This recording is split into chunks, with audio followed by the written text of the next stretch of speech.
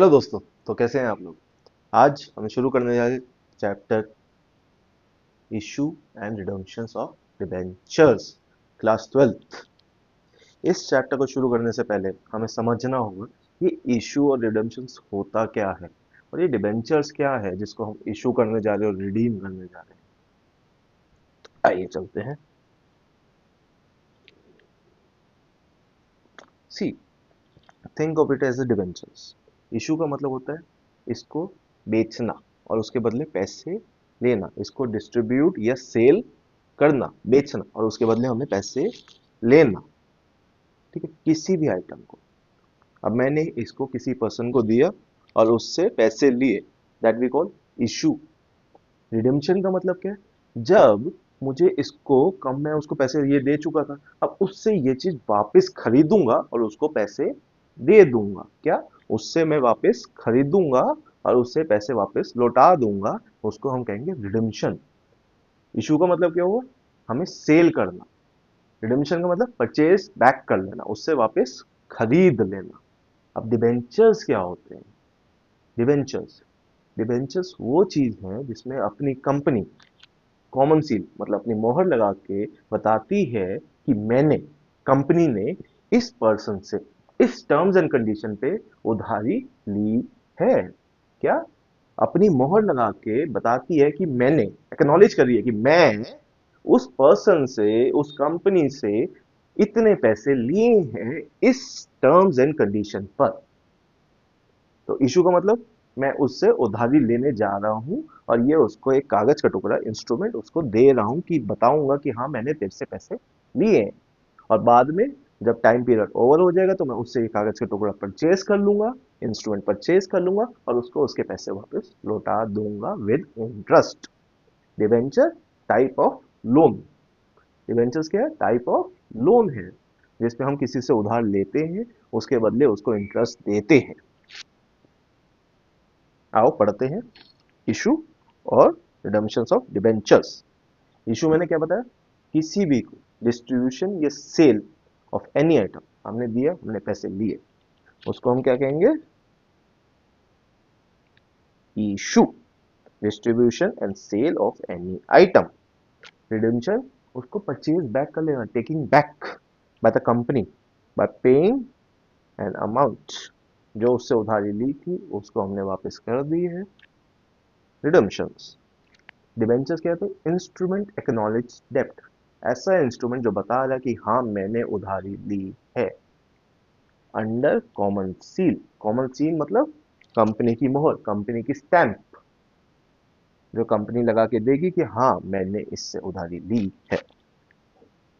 अब प्रॉब्लम ये है, चलो इससे पहले एक और चीज, हम इंडिया में डिबेंचर्स को बॉन्ड्स भी कहते हैं। जेम्स बॉन्ड नहीं, 007 नहीं, bonds, BONDS, bonds. Now see, ये जो हमने डिबेंचर जब इशू कर रहे थे, टर्म्स एंड कंडीशन, मैंने बताया ना कि जब हम उसको दे रहे होंगे कि हमने इस पर्सन से इस टर्म्स एंड कंडीशन पे उधारी ली है, तो टर्म्स एंड कंडीशन क्या होंगे, कि मैंने इतना पैसा लिया है, इस इंटरेस्ट पे लिया है। क्या ये वो इंटरेस्ट फिक्स्ड है या फ्लोटिंग है, उसकी परसेंटेज कितनी है, क्या मैं उसको मंथली चुकाऊंगा, क्वार्टरली चुकाऊंगा या ईयरली चुकाऊंगा, मैंने लोन कितने समय के लिए लिया है, ये कंपनी सारा इस पे टर्म्स एंड कंडीशन में मेंशन करेगी और फिर हम उसको इशू करेंगे और उससे पैसे लेंगे। तो टर्म्स एंड कंडीशन क्या होगी डिबेंचर्स के, रीपेमेंट ऑफ प्रिंसिपल, जो बताएगी कि कितने समय में उसने पैसा चुकाना है, कितने समय के लिए उसने पैसा लिया है। और पेमेंट ऑफ इंटरेस्ट, क्या वो इंटरेस्ट जो था वो फिक्स्ड है या फ्लोटिंग।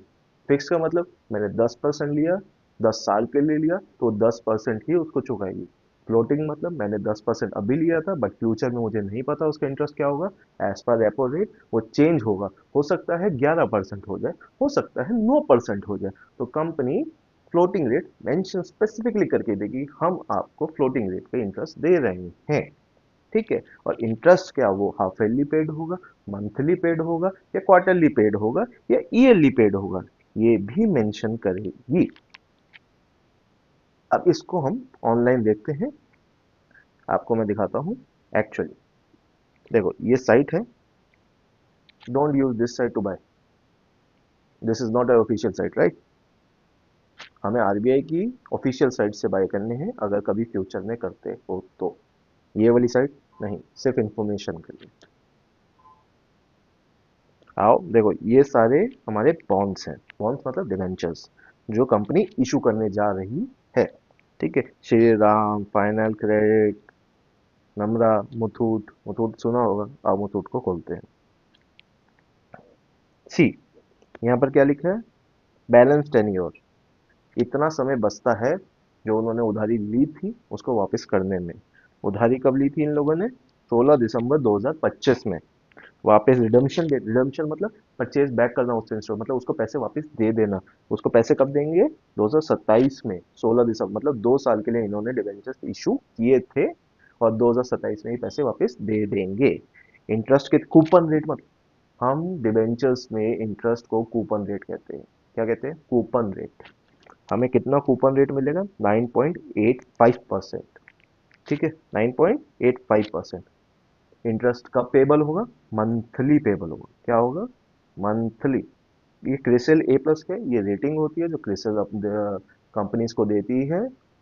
इसके बेस पे डिबेंचर्स इशू होते हैं कि कंपनी की गुडविल कितनी अच्छी है रिपेमेंट करने के लिए।